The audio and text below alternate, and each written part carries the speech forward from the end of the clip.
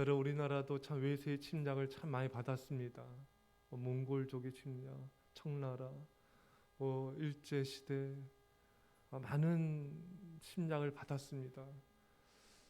또 우리 청나라 때만 해도 우리가 침략받아서 또 우리 많은 또 우리 백성들이 또 포로로 끌려가기도 하였습니다. 여러분, 이 포로 생활이라는 게 얼마나 비참하고 얼마나 고달프고 괴로운 삶이겠습니까?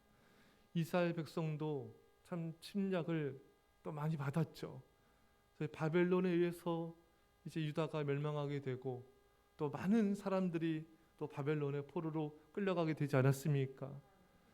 참 사실 절망입니다, 여러분. 나라를 잃어버리고 침략국의 포로로 끌려가서 이게 포로 생활한다는 것은 너무나 슬프고 눈물나고 그런 절망적인 삶을 살 수밖에 없었던 것입니다.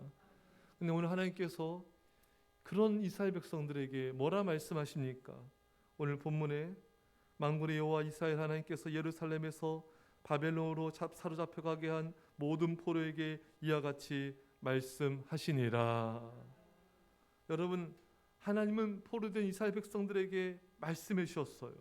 그곳에서 어떻게 살아야 하는지, 또 바벨론에서 또 어떤 유혹이 있을 것인데 그것을 잘 분별해서 물리칠 방법까지 말씀해 주고 계신 것입니다.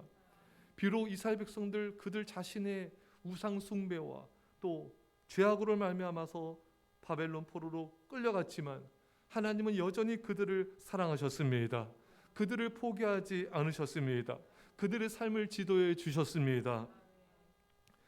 이스라엘 백성들 향한 그 사랑이 바로 우리를 향한 사랑인 것입니다. 우리도 죄로 말미암아서 얼마나 고통당할 때가 많습니까? 근데 하나님 우리를 포기하지 않으시는 거예요. 하나님의 사랑이 얼마나 깊은지를 알게 되는 것입니다. 죄를 짓고 포로가 되었을지라도, 죄를 짓고 넘어졌을지라도 하나님의 우리를 향한 사랑은 멈추지가 않습니다. 세밀하게 사랑하시고 끝까지 사랑하시며 지도해 주신 것입니다. 5절 6절입니다. 시작. 너희는 집을 짓고 거기에 살며 텃밭을 만들고 그 열매를 먹으라. 아내를 맞이하여 자녀를 낳으며 너희 아들이 아내를 맞이하며 너희 딸이 남편을 맞아 그들로 자녀를 낳게 하여 너희가 거기에서 번성하고 줄어들지 아니하게 하라. 아멘. 자, 이 말씀을 잘 들여다보면요, 굉장히 은혜로운 하나님의 감동의 말씀이에요. 바벨론에서 포로로 끌려가서 생활할 때 집 짓고 텃밭 만들고 그 열매 먹고 또 자녀들 또 결혼시켜서 자녀 낳게 하고 그렇게 지내라는 거예요. 이게 무슨 말씀인가? 한마디로 느긋하게 지내라. 그곳에서 느긋하게 오래도록 살 준비를 하라는 것입니다. 왜 그렇습니까?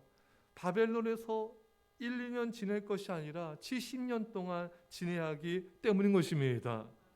또 이런 말씀하셨을까요? 거짓 선지자들 때문입니다.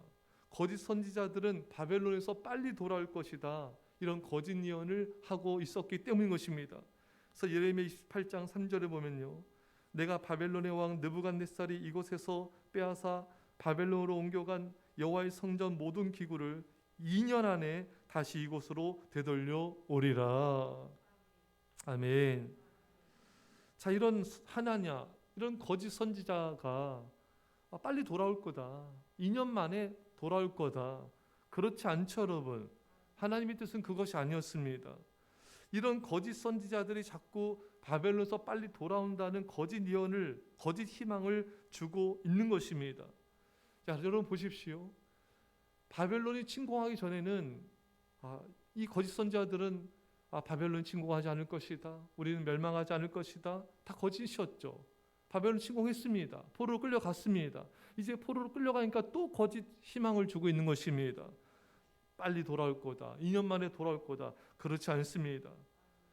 여러분, 참 이 외부에서의 이런 침공도 참 큰 문제였지만 사실 이런 거짓 예언자들과 같은 이런 내부의 적이 나라를 망하게 하고 백성들을 망하게 하는 그런 무서운 요소였던 것입니다.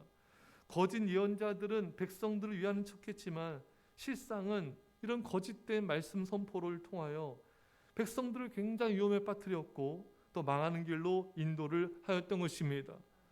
여러분, 우리 주변에 우리를 위한다고 말하는 사람들이 실상 우리를 무너뜨릴 수 있는 사람들이 될 수가 있는 것입니다. 믿음 없는 인간적인 말이 우리를 넘어뜨릴 수가 있는 거예요. 가까운 사람일지라도 그들의 말을 정말 믿음의 말이 아니면 분별해서 받아들여서 안 되는 것입니다. 이 하와가 선악과 먹고 아담 남편에게 줘서 남편 아담도 넘어뜨렸습니다. 그래서 큰 고통을 당하게 됐죠. 아브라함의 아내 사라가 이제 잘 믿음을 지키고 기다리고 있는 아브라함에게 첩 하갈을 통해서 자녀를 낳으라고 그렇게 유혹했고 아브라함이 넘어지지 않았습니까? 여러분, 내 주변에 있는 사람이 나를 위해서 말하는 거지만 그게 믿음 없는 말일 때가 많이 있어요. 그 믿음 없는 사람이 정말 나를 위해서 말하는 그 믿음 없는 말을 우리는 그걸 잘 분별해야지. 안 그러면은 우리가 정말 거기에 빠지게 되고 우리가 하나님의 말씀을 어기게 되고 우리 위험에 처할 수가 있기 때문인 것입니다. 사랑하는 여러분, 나를 사랑해서 나를 위한다고 말하는 말일지라도 우리가 그 거짓 희망에 빠지지 마시고 잘 믿음으로 분별하셔서 승리하시기를 간절히 축원합니다. 자, 하나님은 이런 말씀이에요. 그 바벨론의 포로로 끌려갔을 때 느긋하게 지내라. 빨리 고국으로 돌아올 생각을 하지 말아라. 사실 여러분, 이 포로로 끌려가서 얼마나 빨리 고국으로 예루살렘으로 돌아가고 싶었겠습니까? 빨리 내 고국, 내 고향으로 돌아가서 살고 싶고 이 바벨론 민족의 압제에서 빨리 벗어나고 싶고 이처럼 빨리 이루어지고자 하는 마음이 하나님의 뜻을 그르칠 수가 있고 순종을 어렵게 만들 수가 있습니다. 하나님께서는 이스라엘 백성들이 조급한 마음을 아셨어요. 빨리 돌아갈 마음을 버려라. 거기서 바벨론에서 집 짓고 텃밭 만들고 열매 먹고 자녀들 결혼시켜서 또 결혼해가지고 느긋하게 살도록 하여라. 여러분, 우리는 하나님의 뜻 안에서 좀 느긋하게 사는 여유를 가져야 됩니다. 느긋하게 살아간 여유를 가지면요, 오늘 하루하루의 삶 속에서 행복을 만끽하며 살 수가 있기 때문인 것입니다. 근데 빨리 어떤 목표를 이루어야 된다는 의식을 가지고 살아가면요, 그 목표를 이루기 전까지 자꾸 염려하게 되고 또 조바심을 갖게 되고 불안하게 되고 그렇게 살게 되는 것입니다. 오늘 속에 담겨진 행복을 누리며 살지 못하게 되는 것입니다. 제가 어느 책에서 이런 글을 봤어요. 이 아들이 이제 부모를 떠나서 이제 이런 타 지역에 가서 열심히 이제 돈을 벌고 정말 정신없이 바쁘게 사는 거예요. 그래서 그 아버지가 이 아들의 이런 모습을 알고 편지를 보냈습니다. 그 내용은 이런 내용이에요. 아들아, 너무 빨리 달리려고 하지 말아라. 너무 빨리 속도를 내고 달리면은 주변의 풍경이 보이지 않는단다. 그 아버지 그 편지 속에는 이 아들이 너무 정신없이 바쁘게 사는 나머지 주변의 것들을 보지 못하고 삶의 행복을 누리지 못하고 그렇게 살아간 것에 대한 안타까움과 사랑이 담겨져 있는 편지였습니다. 저도 이렇게 산에 이렇게 자주 가는데 산에 산책할 때 어떤 때는 이제 귀에다 이어폰을 꽂고 이제 강의를 들으면서 이제 뭔가 공부하면서 이렇게 걸을 때는 산에 다녀와도 어떤 기쁨이 없어요. 충만함이 별로 없습니다. 또 어떤 때는 빨리 산에 갔다 와가지고 이래야지. 이게 막 그런 생각을 가지고 이제 빨리 막 갔다 오면요, 역시 어떤 큰 감동이 마음속에 있지 않습니다. 그 조급한 마음이 이 감동을 다 갉아먹는 것이죠. 그런데 이 산을 걸을 때 아무것도 하지 않고 그 여유 있는 마음으로 천천히 걸으면서 나무들도 보고 하늘도 보고 바람도 느끼면서 또 감사하면서 이렇게 기도하면서 걷는 날에는 어김없이 깊은 감동과 그런 기쁨이 밀려온 것을 경험하게 되는 것입니다. 참 신기하지 않습니까? 같은 산인데 같이 걷는 건데 어제도 제가 산을 걸으면서 잠시 있게 멈춰서서 하늘을 바라봤어요. 높이 솟은 나무들이 바람에 이렇게 다 이렇게 흔들흔들 거리는 그 나무 가지들을 바라보는데 그게 얼마나 이렇게 좋은지, 하나님의 임재와 그런 감동들이 막 이렇게 밀려오는 것입니다. 자, 이게 좀만 여유를 갖고 걷기만 해도 이렇게 이 순간순간들이 행복한 것이구나. 근데 조급한 마음으로 막 산에 갔다 오면요, 전혀 이런 감동이 느껴지지 않는 거예요. 그래서 제가 그 차이를 발견하고 깜짝 놀란 적이 있어요. 아, 그렇구나. 좀 더 여유 있게 그렇게 발걸음을 내디디면서 주변 풍광을 보면서 기도하면서 감사하면서 하나님을 바라볼 때는 이 발걸음 순간순간들이 행복하고 기쁘고 감동이 밀려오는 것이구나. 여러분, 우리 삶을 살아갈 때 우리의 마음가짐이 그러야 됩니다. 우리 마음이 좀 조급해서 빨리 내가 돈 벌어서 집 사야지, 내가 빨리 성공해야지, 빨리 빚 갚아야지, 빨리 내 목표를 이루어야지, 빨리 뭔가를 내가 이루고자 하는 그 목표에 집중되면요, 사람 마음이 조급해져요. 그 조급함 때문에 오늘 내 하루하루 속에 담겨진 그 행복을 누리지 못하며 살게 되는 것입니다. 여러분, 여유 있게 감사하면서 오늘 하루를 성실하게 살아가면요, 우리는 앞으로의 행복이 아니라 오늘의 행복을 누리게 됩니다. 오늘 지금 이 순간의 행복을 누리며 살 수가 있게 되는 것입니다.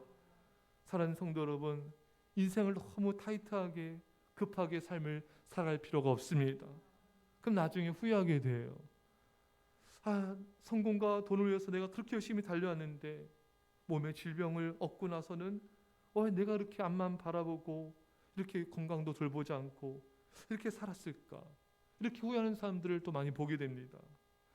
어떤 사람들의 부류의 사람들은 목표를 이루기 위해서 열심히 달려와서 정신없이 앞만 보고, 근데 그 사이 부모님은 세상을 떠나고 사랑하는 사람도 세상을 떠난 것을 경험하면서 내가 왜 부모님, 가족, 주변 사람들을 돌보지 못하고 이렇게 앞만 보며 달려왔을까 후회하게 되는 것입니다.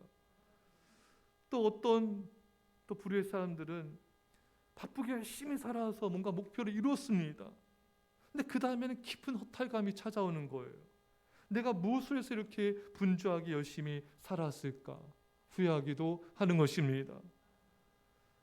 사랑하는 성도 여러분, 하나님은 오늘 우리에게 말씀하십니다. 너무 급하게 마음 먹지 말아라. 빨리 고고로 돌아가려고 하지 말아라.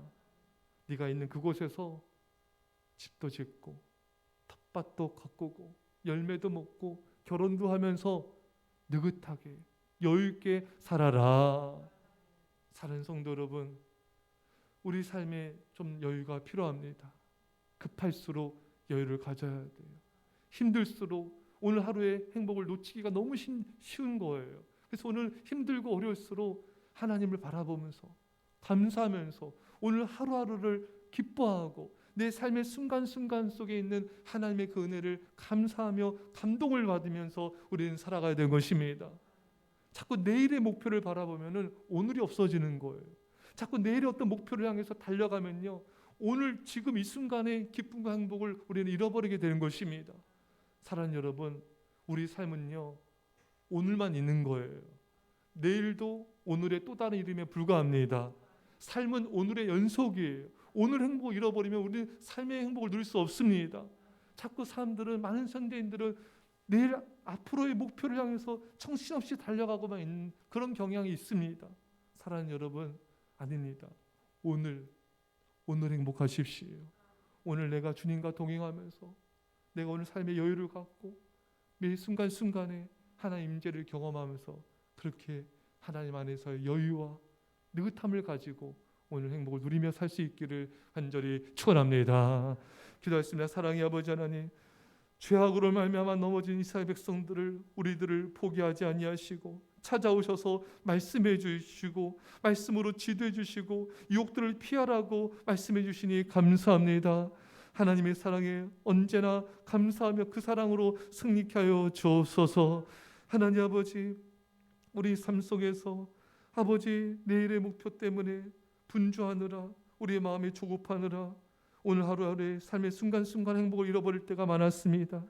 주님, 이제 우리 삶 속에 하나님으로 인하여 이 하루하루의 삶 속에 있는 그 기쁨과 행복을 누리며 살게 하여 주시고, 그런 마음의 여유를 가지고 감사하면서 삶을 좀 느긋하게 살게 하여 주시고, 그 속에서 하나님이 임재 가운데 거하게 하여 주옵소서.